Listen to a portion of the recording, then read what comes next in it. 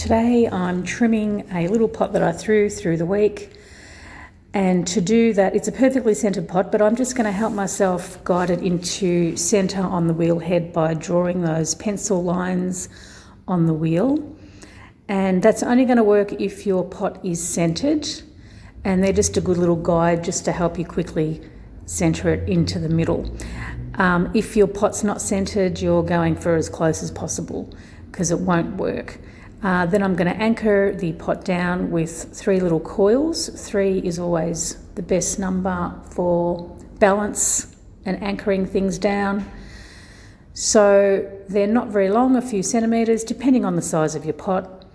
And I'm pushing them down into the wheel head, not into the rim of your pot, because you may distort the rim. Even though it's leather hard, it's still vulnerable to getting a bit squished. So just be careful with making sure you push those coils down onto the wheel head and not into your pot.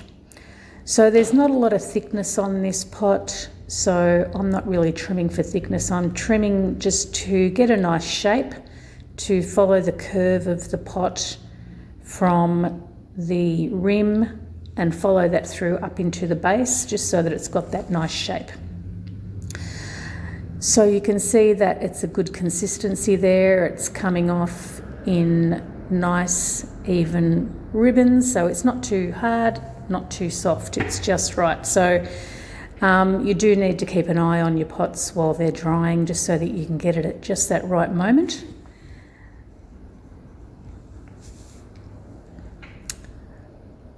When I threw this pot, I smoothed out all of the throwing rings because I wanted to have a smooth surface for either carving or painting.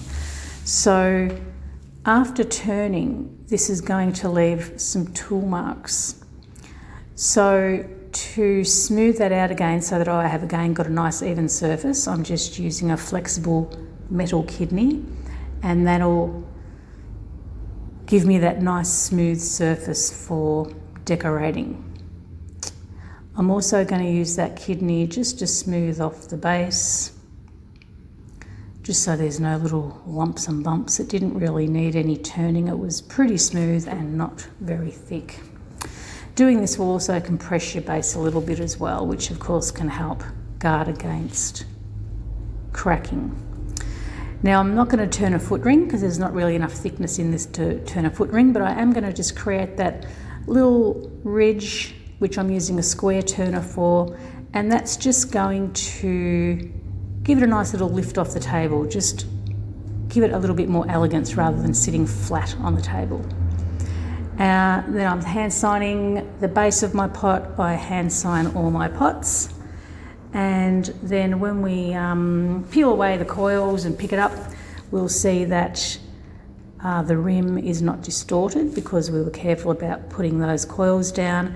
And you can see that the shape of the pot is nice and elegant. It's followed the shape from the rim down to the base of the pot.